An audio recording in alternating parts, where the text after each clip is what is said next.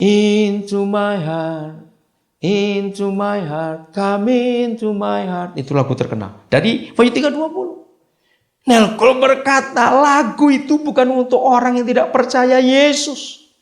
Itu ayat justru Yesus pulang ke gereja, tapi gereja nolak. Karena dia pulang ke Laodikia hari itu. Tapi gereja Laodikia menutupnya. Dan Yesus ketok pintu.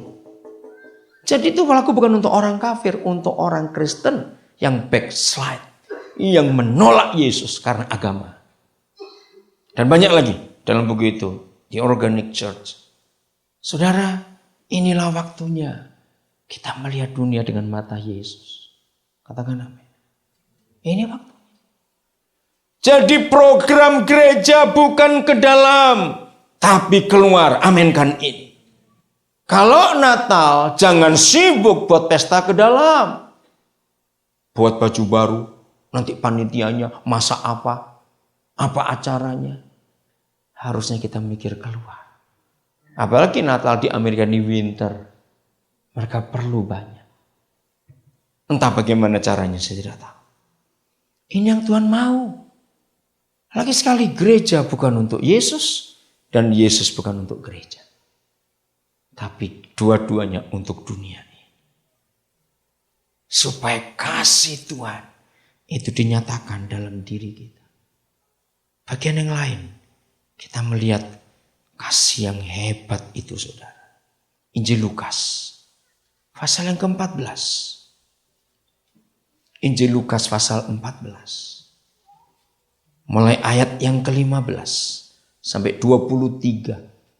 Setelah kita dengar firman ini, kami akan tunjukkan pelayanan yang di Papua. Saudara, jangan lihat kaminya, tapi itulah yang gereja inginkan. Sebagai hamba Tuhan, saya disuruh Tuhan ke Papua. Ketika teman-teman berkata, gereja apa kamu buka? Berapa besar?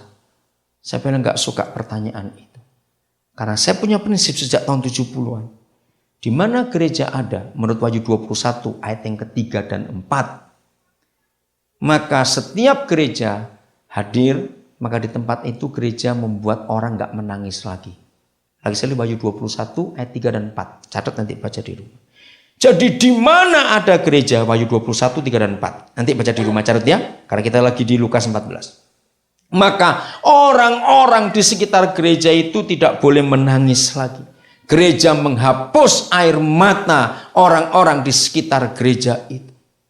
Maka ketika saya tiba di Papua tahun 90 bulan April. Saya nggak sibuk cari lokasi buat gereja, tidak.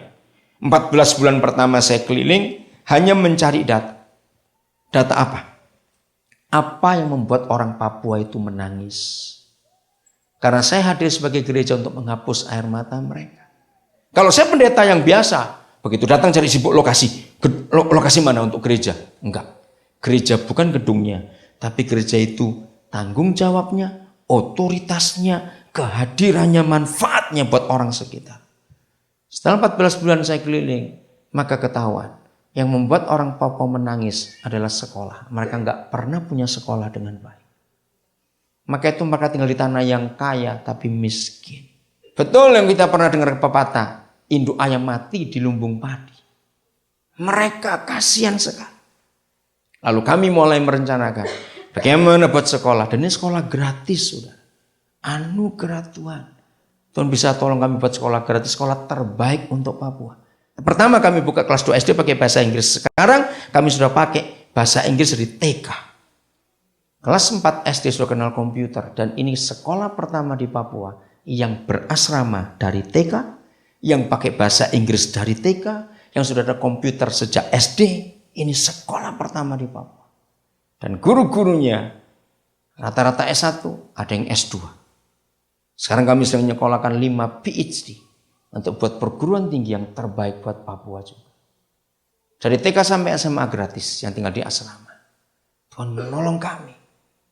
Karena firman ini. Ketika suatu hari berapa pendeta yang salah ngerti tentang khotbah saya, mereka berkata, jangan undang pendeta Daniel Alexander, dia anti gereja. Mereka nggak ngerti, saya bukan anti gereja. Kalau saya anti gereja berarti saya anti Yesus. Tapi setelah saudara dengar ini kan baru ngerti. Dan suatu hari waktu di nasi, ada acara hamba-hamba Tuhan, tanpa sengaja saya duduk dengan satu meja dengan 5 orang, jadi berenam dengan saya. Yang 3 itu ternyata bencinya kepada saya luar biasa. Dan hari itu mereka ketemu. Langsung mereka berondong saya pertanyaan. Itu tahun 90-an, pertengahan. Terus saya bilang begini, waktu itu kami baru selesai mendirikan gedung SD, 10 ruang. 6 kelas untuk kelas, 1-6, lalu ada ruangan kesehatan, ruangan perpustakaan, ruangan guru, dan macam-macam lagi, 10 ruang. Tahun itu kami habis hampir 300 juta. Karena di Papua itu barang-barang mahal sekali. Nah terus karena ditanya sambil sarapan, saya berkata, coba jawab pertanyaan saya.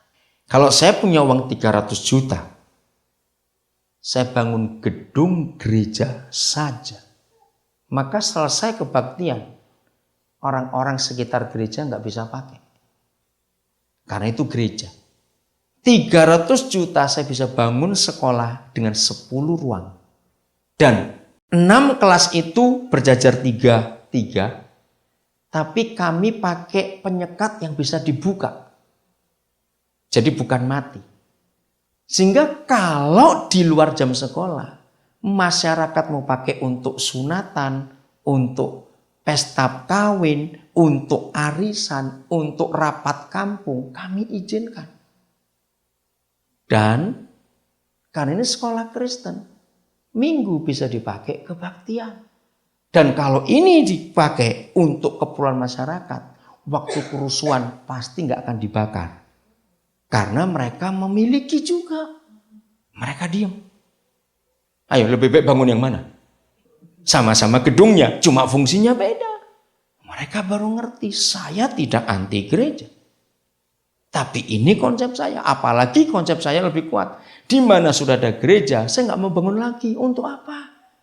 Saya hadir untuk menguatkan yang ada. Karena saya punya hati, Papa di surga juga begitu. Saya anaknya, bukan anak pungut, anak kandung dari darah Yesus. Maka buat saya dari tadi berkata gereja itu perusahaan milik Papa. Betul? Kalau di satu kota saya datang, misalnya ada 8 perusahaan Papa saya di kota itu. Jahat kalau saya datang nggak ketemu saudara-saudara saya yang 8 itu. Lalu diem-diem saya buka satu lagi nyaing yang 8. Ayo pasti bukan anak ini. Loh betul nggak? Ini pasti bukan anak ini. Masa anak ngerusak milik papanya sendiri? Apalagi kalau saya tahu di antara 8 gereja ada yang mulai bangkrut. Kacau manajemennya. Saya nggak akan panggili pekerja-pekerja di gereja itu. Ikut saya aja, ikut saya yuk. Saya bukain baru nanti. Enggak, saya kagak bahas itu jahat. Loh betul enggak? Ini bukan anak, ini pasti anak tiri. Karena ingin merusak milik papanya sendiri.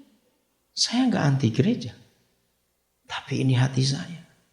Saya senang menolong milik papa saya yang sudah mulai rusak.